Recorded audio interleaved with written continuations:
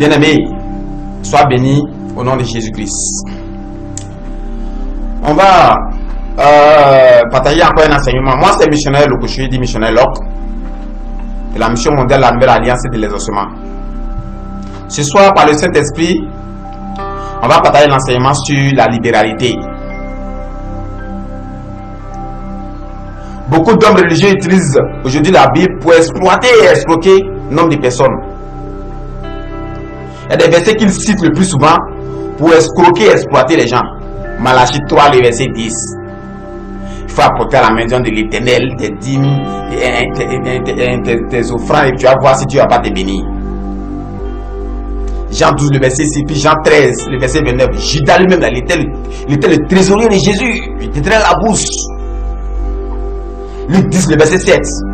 Nous viennent mériter son salaire. C'est ce que la Bible nous dit. Donc, envoyez. Galates 6, le verset 6 à 8. Il faut faire part de tous ces biens à celui qui t'enseigne. Quand ils prennent Acte 5, verset 1 à 10, l'histoire d'Ananas et Saphira, s'ils ont lu ça, ils sont tombés sur toi, tu vas rendre témoignage. Tu as vu Ananas et Saphira, ils ont gardé un peu, hein? Dieu les a tués. Donc, toi, il faut envoyer. Luc 16, verset 25, l'histoire de Lazare et le riche. Comme quoi les riches doivent tout donner à l'homme de Dieu. La richesse ne va pas te sauver, il faut tout donner à l'homme de Dieu, tu vas voir qu'il sera sauvé. 1 Corinthiens 9, verset 14, nous dit quoi? Il faut vivre de l'évangile. Nous, on vivre comment si vous ne donnez pas? 1 Timothée 5, verset 18, l'ouvrier doit avoir son salaire. 1 Timothée 6, verset 17 à 19, que les riches soient généreux. Il y en a plein d'autres versets comme ça, que les gens là, les utilisent pour exploiter nos pauvres parents, pour voler les gens. C'est des escrocs spirituels, des voleurs spirituels, c'est pas normal. Tant que nous les missionnaires, on va tout nous dénoncer ça jusqu'à la dernière énergie. Et ça, à cause de ça, on va tout nous traiter de diable. Ça n'engage que ce qui est sûr, nous on va dénoncer pour plaire à Dieu. C'est ce que Jésus-Christ nous demande. C'est le message que Jésus-Christ demande de véhiculer. Nous on véhicule ce message-là. Point barre. Je ne cherche pas à plaire à quelqu'un. L'histoire des dîmes et offrandes dans la Bible. Libéralité là, c'est venu comment? Enfin, les 10 000 offrandes là. Elle se lève contre la salaire gratuit. Qu'est-ce que la Bible nous dit par quoi ça? La Bible comporte deux grandes périodes, la loi et la foi. Ancien Testament, Nouveau Testament. Dans l'Ancien Testament, c'était obligatoire de donner à Dieu, à l'homme de Dieu même. 10 000 offrandes, c'était obligatoire. C'est les passages de l'Alliance pour vous distraire. Ça, c'est sous l'Ancienne Alliance. Nous ne sommes pas sous l'Ancienne Alliance. On n'est plus sous la loi. Ou bien c'est le témoignage pour dire que vous êtes encore sous la loi.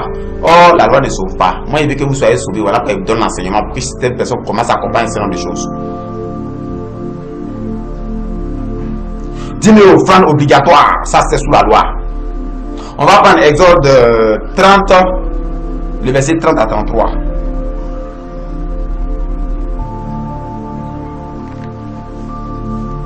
Exode 30,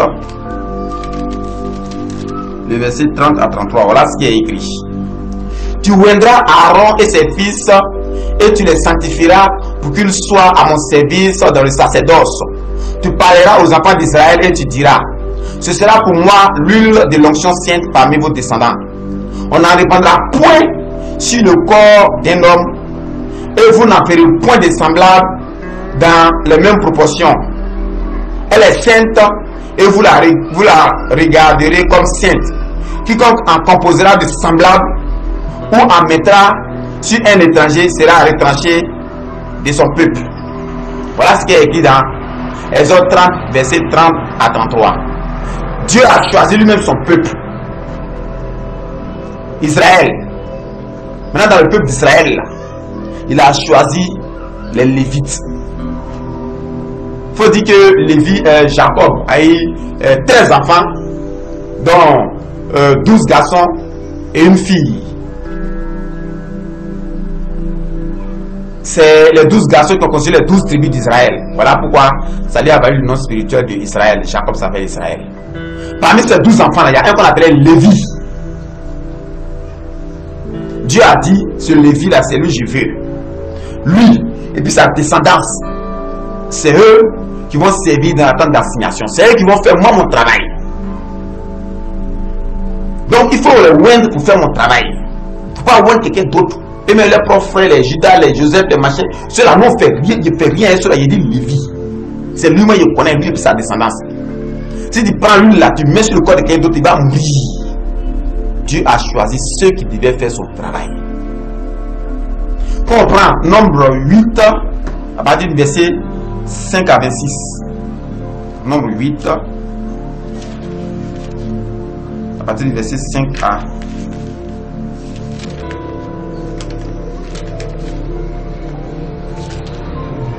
Nombre 8, à partir du verset 5 à 26. L'Éternel, il est question ici de la consécration des Lévites. Dieu a choisi les Lévites, il faut les consacrer pour faire son œuvre. Pas n'importe qui, pas autre personne, c'est les Lévites seulement.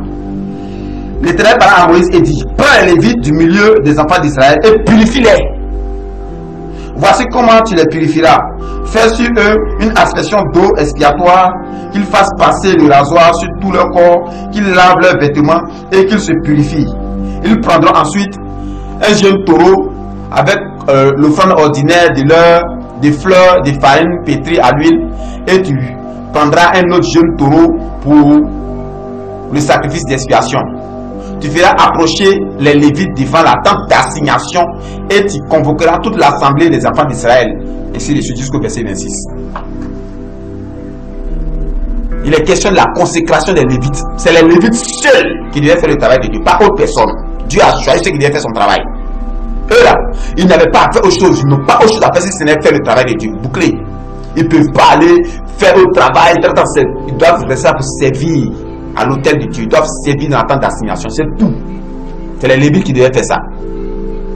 Quand on prend Exode, les chapitres 28 et 29 même là, ça parle de la description des vêtements des Lévites et aussi de la consécration. C'est que les gens prennent ici, on dit ouais, le prêtre s'habille en temps et puis il porte les trucs. On ne sait pas si c'est robe de nuit ou bien soutane ou bien machin, les gens habillement bizarre. C'est là que c'est venu. C'est sous la loi. Nous on n'est pas sous la loi. Quand on prend Nombre 18, le verset 21 et 24, Nombre 18, la partie du verset 21 à 24, voilà ce qui est écrit. Dieu a choisi les Lévites, non? Maintenant, qu'est-ce qui va se passer par la suite? Je donne comme possession aux fils de Lévi toute dîme en Israël pour le service qu'ils font, le service de la tente d'assignation. Dieu lui-même l'a ordonné ça. Je leur donne ça. Il dit les enfants d'Israël n'approcheront plus de la tente d'assignation de peur qu'ils ne se chargent d'un péché et qu'ils ne meurent. Les Lévites feront le service de la tente d'assignation et ils resteront chargés de leur iniquité. Les Lévites là, eux sont là pour servir la tente d'assignation et puis vont se charger des iniquités des autres. Et ils vont prendre le péché des autres là. Ils sont là pour faire le travail. Ils ne doivent pas bouger pour aller dire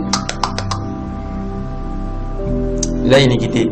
Ils n'auront point de possession au milieu des enfants d'Israël. Et ils ne vont pas avoir champ aussi. Ils ne vont pas avoir cabine téléphonique aussi.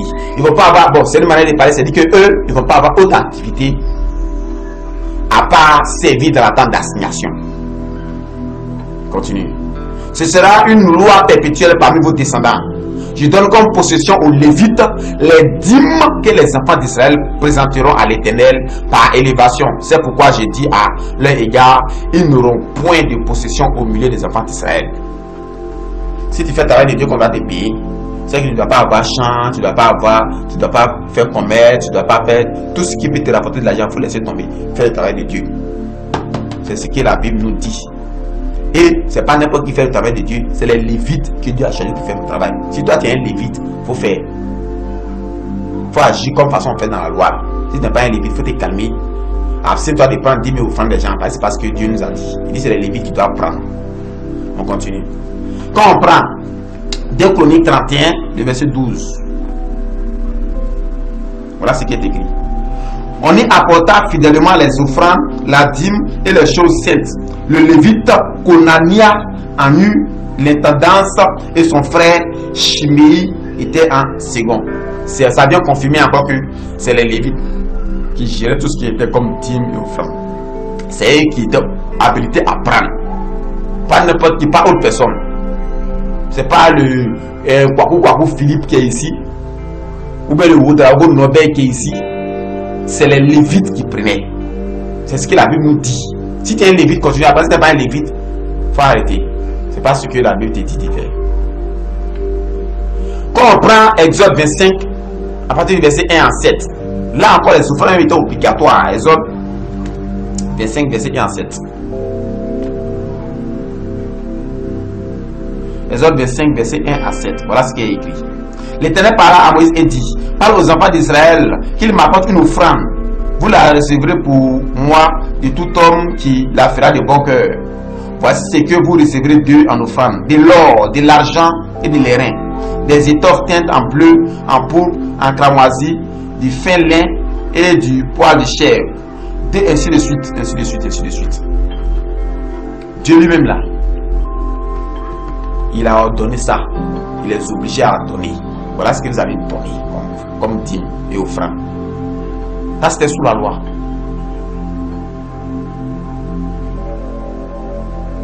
Quand on prend Deutéronome 12, le verset 11, ça parle encore de ça. La dîme était obligatoire. Ça conditionnait même la vie. Le fait d'être sauvé, ça conditionnait le salut même. Quand on lit Exode chose 35, à partir du verset 4 à 5, il est question des offrandes pour la construction du tabernacle. Ça, c'était sous la loi. Dans l'ancienne alliance, ancien testament, c'était là-bas. Quand on prend Malachie 3, verset 10, que les gens ont tendance à prendre toujours pour escroquer. On va lire ça même. On va lire Malachie 3, verset 10. Malachie 3, le verset 10. Apportez à la maison du trésor toutes les dîmes, afin qu'il y ait de la nourriture dans ma maison. Mettez-moi de la sorte à l'épreuve, dit l'Éternel des armées, et vous verrez si je n'ouvre pas pour vous les écluses des cieux, si je ne réponds pas sur vous la bénédiction en abondance. Ça, c'était sous la loi. C'était obligatoire. Dieu m'a dit, c'est quand tu vas donner ça qu'il va te bénir.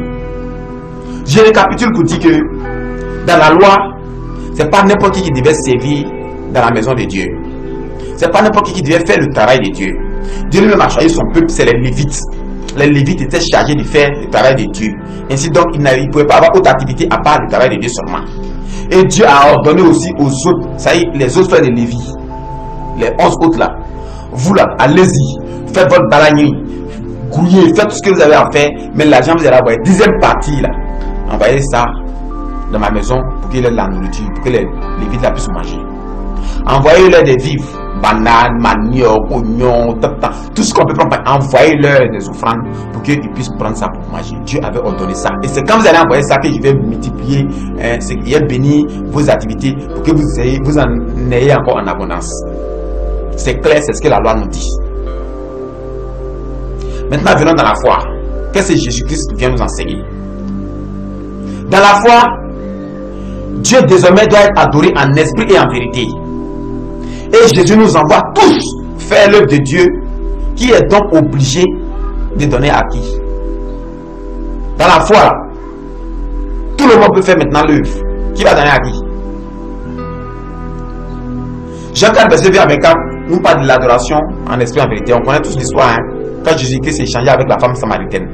La femme samaritaine dit, mais nous parlons Dieu adorer cette montagne-là, pourquoi vous demandez à ce qu'on parte adorer à Jérusalem dans les temples, machin? Jésus lui dit, crois-moi, l'heure vient. Et elle est déjà venue. Ou ça sera même plus à Jérusalem, dans les temples, dans les maisons de Dieu, ça sera plus là-bas. Ça sera plus aussi sur cette montagne. Mais vous allez adorer Dieu en esprit et en vérité. Il parlait de sa mort et sa résurrection. Jésus est mort, il est ressuscité, il nous a laissé les consolateurs. On doit désormais adorer en esprit et en vérité. On ne va plus aller dans un quelconque lieu saint, un quelconque temps pour aller adorer Dieu. Donc, qui est dans le lieu saint pour entretenir et puis on va aller cotiser pour lui donner. Nous tous, on peut faire le travail. Jésus est venu rendre le travail de Dieu libéral. Tout le monde peut faire. Prenons Matthieu 28, verset 16 à 20. Matthieu 28, verset 16 à 20.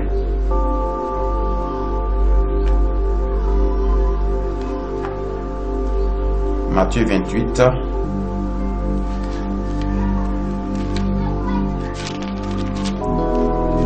Matthieu 28, verset 7 à 20. Les 11 disciples allèrent en Galilée sur la montagne que Jésus leur avait désignée. Quand ils le virent, ils se prosternèrent devant lui, mais quelques-uns eurent des doutes. Jésus s'étant approché leur parla ainsi et dit, tout pouvoir m'a été donné dans le ciel et sur la terre. Tout pouvoir m'a été donné dans le ciel et sur la terre. Allez, faites de toutes les nations des disciples, les baptisant au nom du Père, du Fils et du Saint-Esprit. Et enseignez-leur à observer tout ce que je vous ai prescrit. Et voici, je suis avec vous tous les jours jusqu'à la fin du monde. Faites de toutes les nations les disciples. On n'a pas dit faire des lévites les disciples. Tout le monde peut faire maintenant le travail de Dieu. Qui va vous donner à qui? Jésus même quand il est arrivé là, il a été l'exemple palpable.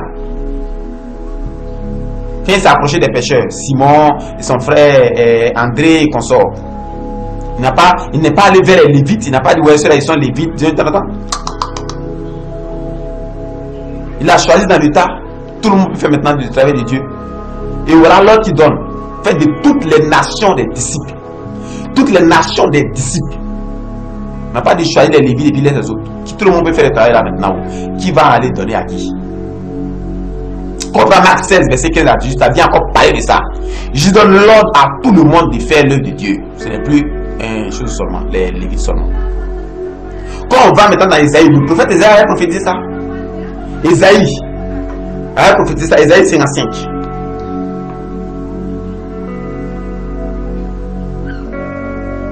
Isaïe 55, les versets 2 et 3 nous disent quoi? Pourquoi pesez-vous de l'argent pour ce qui ne nourrit pas? Pourquoi travaillez-vous pour ce qui ne rassasie pas? Écoutez-moi donc, et vous mangerez ce qui est bon. Et votre âme se délectera des mets succulents. Prêtez l'oreille et venez à moi. Écoutez et votre âme vivra. Je traiterai avec vous une alliance éternelle pour rendre durable mes faveurs envers David. Le salut devient gratuit. Le salut devient du coup gratuit. On n'a plus besoin de donner 5 francs pour avoir le salut. C'est ce qu'on vient de dire. C'est ce que la Bible nous dit. Quand on prend Marc 11, verset 15 à 17 là, on sait tous, hein, Jésus-Christ est venu. Il a chassé les vendeurs du temple. Pourquoi vous transformez la maison de mon père en un marché? C'est très spirituel. Très spirituel. L'adoration là. On ne doit pas mélanger argent, offrande avec l'adoration de la nouvelle alliance. Jésus-Christ vient interpeller encore, une fois de plus, ceux qui sont encore dans ce genre d'adoration. Ceux qui ont mis l'argent au devant, ceux qui ont mis les 10 000 offrandes au devant, ne peuvent jamais donner un message sans parler de ça. On va cotiser pour faire tant. Quête impériale. Quête pour maman pasteur. Quête pour papa pasteur. Demain ne soyez pas suppliquants, on va dire quête pour neveu pasteur. C'est grave tout ça. C'est pas ce que Jésus-Christ nous demande. Jésus est venu chasser les vendeurs du temple. Qu'est-ce qu'on constate aujourd'hui dans nos églises? En fait, dans les maisons que les gens considèrent comme églises. C'est un lieu de marché, un lieu de marchandage. Il faut exposer statue ici, il faut mettre temps ici, il faut mettre chapelet ici, eau bénite là ici, une d'onction ici, les bibles là sont ici, 30 ans c'est un fonds de commerce. C'est grave tout ça. C'est pas ce que Dieu nous demande. C'est pas ça. Allons à l'essentiel, faisons ce qu'il nous demande. Quand on prend Ephésiens 4, le verset 28 là, qu'est-ce qu'il a dit? Que celui qui dérobe ne dérobe plus. Tu ne savais pas peut-être, c'est pour ça que tu continues à voler. Tu ne savais pas peut-être, voilà pourquoi tu étais ancré dans la loi et puis tu continues à voler les gens. Désormais tu sais, il faut arrêter de voler. Sinon la colère de Dieu va s'abattre tard. Jean 3, le verset 27 nous dit quoi? Un homme ne peut recevoir que ce qui lui a été donné du ciel. Pourquoi tu veux forcer la main aux gens? Tu veux forcer la main aux gens, pourquoi? Faut arrêter d'escroquer les gens. Okay. Comme Matthieu dit, ça va dire verset 7 à 15. Quand Jésus-Christ envoyait ses disciples en mission, qu'est-ce qu'il leur a dit?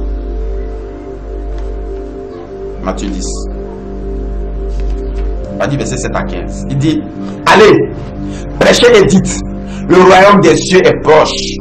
guérissez les malades, ressuscitez les morts, purifiez les lépreux, chassez les démons.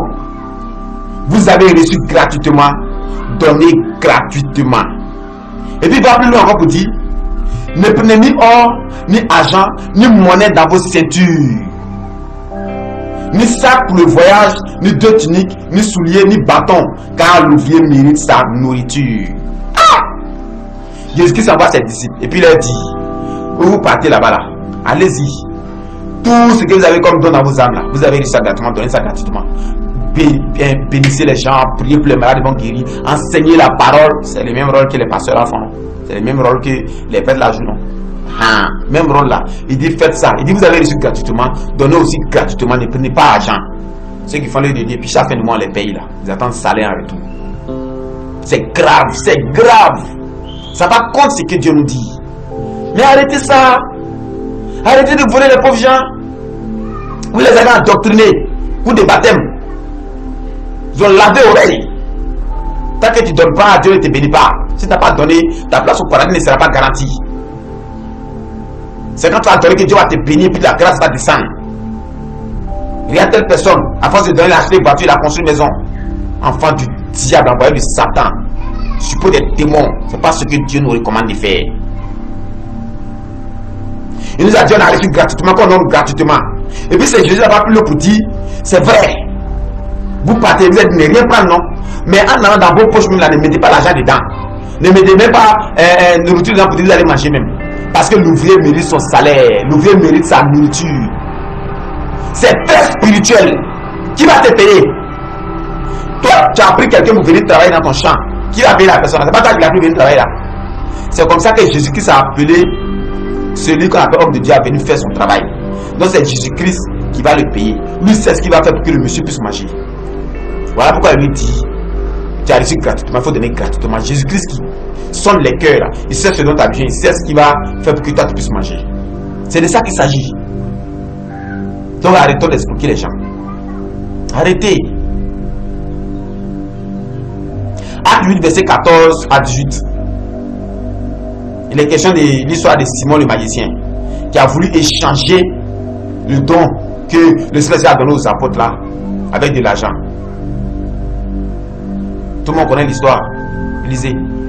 Acte 8, verset 14 à 18. Vous allez voir la réplique des apôtres. La réaction des apôtres. Acte 8, verset 14 à 18. 1 Timothée 6, verset 3 à 10 dit quoi? La nourriture et les vêtements, là, ça nous suffit. La nourriture et les vêtements, ça nous suffit. Arrêtons d'expliquer les gens. Dieu sait ce qu'il va faire pour nous récompenser.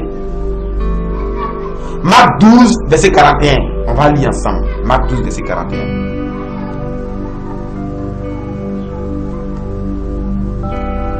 Marc 12, le verset 41 dit quoi? On va dire verset 41. Voilà ce qui est écrit. Jésus s'étant assis vis-à-vis du tronc, regardait comment la foule y mettait de l'argent.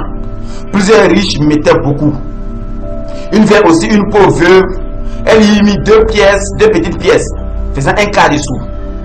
Alors Jésus, ayant appelé ses disciples, leur dit, je vous le dis en vérité, cette pauvre veuve a donné plus qu'aucun de ceux qui ont mis dans le tronc.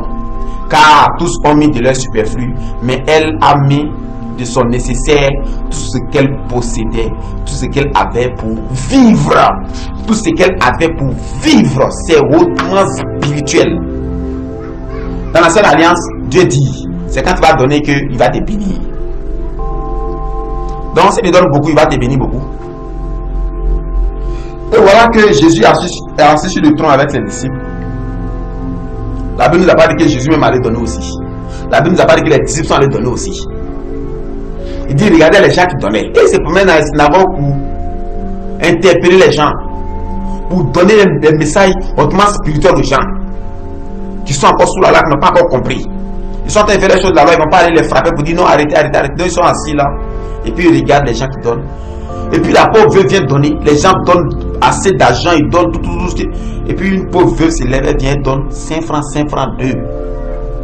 2 pièces d'argent. Ça fait un quart de sou, comme la Bible le dit. Et puis Jésus-Christ fait signe à ses disciples, regardez. La vieille qui est là. Elle a donné plus que tous ceux qui sont là. Aïe. Des pièces, ça peut construire l'église. Des pièces, ça peut nourrir le pasteur. Ça peut nourrir qui? Et puis tu dis, c'est elle qui a donné plus que tout le monde. Il dit parce que les autres ont donné de leur superflu. Mais elle a donné de son nécessaire. Elle a donné ce qu'il lui fallait pour vivre. Tout ce qu'il lui fallait pour vivre, c'est ce qu'elle a donné. Bien aimé. Bien aimé. Qu'est-ce qu'il te faut pour vivre? Ce qui est important en toi là, c'est quoi? Dieu a besoin de ton âme. Dieu a besoin de ton âme. Cherche à remettre ton âme entre les mains du Seigneur. L'homme est composé de 3 parties. 1 Thessaloniciens 5, verset 23. Le corps, l'âme et l'esprit. C'est dans l'âme que se trouve le sang.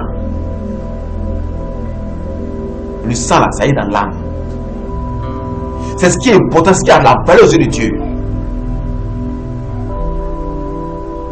Dieu veut que tu lui donnes ton âme, que tu lui consacres ta vie. C'est la portée spirituelle de ce message-là. Quand on prend Matthieu 14, verset 19, il est question de ce que Jésus a multiplié les 5 poissons et puis les 5 pains. Les gens allaient cotiser pour lui. Pourquoi ne pas cotiser pour lui? Les gens ont faim. Lui-même, il est dedans. On avait cotisé pour lui donner. Il a pris les pains, les poissons, et puis il a multiplié pour que tout le monde puisse manger. C'est ça l'homme spirituel. Il n'attend rien en retour. Il annonce l'évangile sans chercher à attendre quelque chose de quelqu'un. C'est de ça qu'il s'agit. Matthieu 6, verset 19 dit quoi? Il faut pouvoir choisir entre Dieu et maman. Maman, c'est tout ce qui est charnel, tout ce qui est matériel, tout ce qui est argent. On doit être capable de choisir entre Dieu et maman. Entre Dieu et l'argent. On ne peut pas servir 2 maîtres à la fois. Ou bien tu vas aimer l'un et puis tu vas haïr l'autre. Matthieu 6, là, même quand on va au début, à partir du verset 1 là, qu'est-ce qu'il dit là-bas? Lors donc que tu fais le monde, ce que ta main droite donne là, il faut même que ta main gauche va savoir. C'est que tu dois faire don à un enfant de Dieu, tu dois faire don à quelqu'un. Ça va se passer dans un secret total. Ce que ta main droite donne, il ne faut même pas ta main gauche va savoir. Mais qu'est-ce qu'on voit dans nos églises? En fait, dans ce que les gens appellent l'église, qu'est-ce qu'on voit? C'est concurrence. On fait passer les filets. Là, si tu mets pièce, ça va tomber. On fait passer corbeille devant toi. Ce que tu mets là, regarde, on voit. D'autres même c'est là que ça attrape ou bien il défait sur le prêtre ou bien sur le pasteur. 10 000, 10 000, 10 000, 10 000, 10 000, 10 000, 1000 francs, 1000 francs, 1000 francs, 1000 francs. Vous dites quoi? C'est moi je donne. C'est de l'orgueil caractérisé. C'est pas ce que Dieu attend de nous. On doit être capable de choisir entre Dieu et l'argent. Comprends 1 Thessaloniciens 4, à partir du verset 9 à 12. Qu'est-ce qu'il dit? Il faut travailler pour avoir son pain. L'affaire de Dieu là, on peut pas utiliser ça comme profession. Il faut travailler pour avoir son pain. 2 Thessaloniciens 3, le verset 6 à 12 dit quoi? Il faut travailler pour vivre. Il faut travailler pour vivre. Comprends Hébreux 13, le verset 5. Il est question de ne pas se livrer à l'amour de l'argent. Cette parole ne s'adresse pas à toi. Toi qui te dis homme de Dieu. Toi qui te dis oui par l'Esprit de Dieu pour véhiculer l'évangile de Jésus-Christ. Cette parole ne s'adresse-t-elle pas à toi? Bien-aimé, cherchons à mettre en pratique l'enseignement que Jésus-Christ nous a laissé. C'est Jésus-Christ qui nous dit d'annoncer son évangile sans jamais penser à recevoir quelque chose en retour de nos frères. Lui-même qui sonde les cœurs, il sait ce dont on a besoin. Il sait ce qu'il va faire pour rendre nos lendemains meilleurs. Quand on prend Acte 20, le verset 30 à 35, il est écrit que Paul ne désirait l'argent de personne. Paul n'a jamais désiré l'argent de quelqu'un. Et Acte 18, même le verset 1 à 4 là, nous parle du métier de Paul, le travail de Paul. Paul travaillait, il faisait des tentes. Il fabriquait des tentes pour vivre. Il ne comptait pas sur l'argent de quelqu'un pour vivre. Bon, tant qu'il te dit pasteur, cette parole-là ne s'adresse-t-elle pas à toi aussi?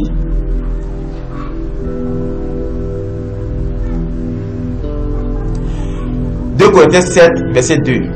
Paul dit quoi? Qu'il n'a jamais exploité personne. Paul qui est apôtre n'a jamais exploité personne. Après, toi le pasteur. C'est grave. Mettons les enseignements en pratique. Que Dieu ait pitié de nos âmes.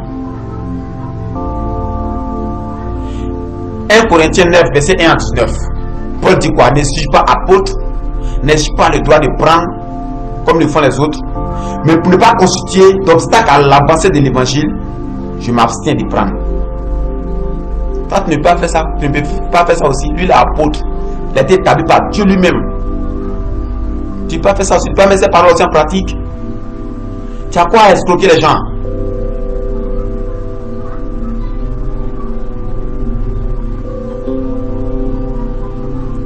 Acte 5, verset 1 à 10, qui a été cité à nous là-bas, c'est que vous-même vous prenez pour exploiter les gens. L'histoire d'Ananias et Saphira. À partir du moment où toi, tu as promis de faire don à un homme de Dieu, tu as promis de faire don à Dieu, il faut le faire. Tu es libre de le faire. Il ne faut pas le faire avec hésitation. Sinon la colère de Dieu va s'abattre sur toi. Ça c'est entre toi et Dieu, c'est pas entre toi et le pasteur. C'est ce qu'on appelle la libéralité. Tu es libre de donner comme ne pas donner. Quand tu es à l'aise de donner, tu donnes. Et Dieu lui-même va mettre quelqu'un sur son chemin à qui tu vas donner. Et quand c'est comme ça, là, il y a la grâce qui descend. Et si ce n'est pas le cas, il n'y a pas de grâce dedans. Quand tu tapes la poitrine, tu viens, tu donnes, bien on t'a forcé la main, il n'y a pas de grâce dedans, il n'y a pas de bénédiction dans ça.